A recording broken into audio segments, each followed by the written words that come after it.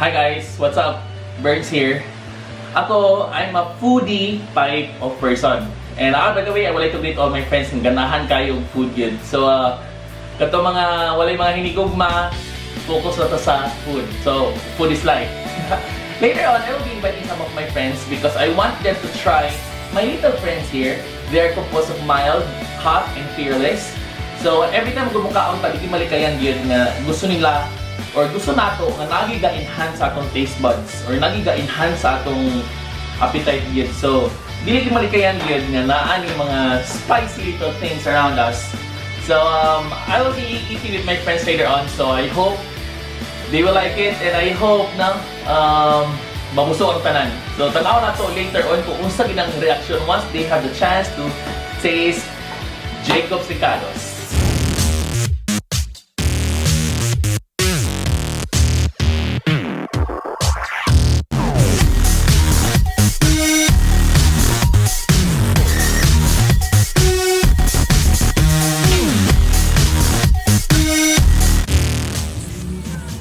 Magnet plant and currently they're cooking.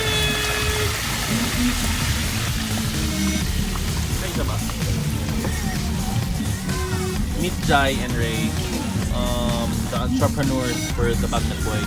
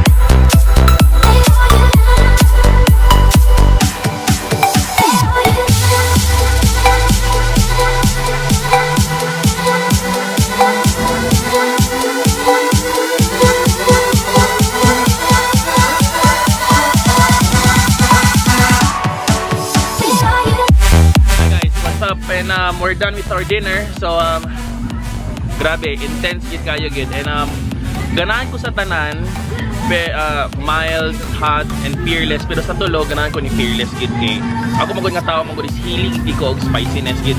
And nakanindot gid po daning Jacob's Ricados magid guys. Kulob ang imong kaldero. Hi Ray. So hope to see you soon.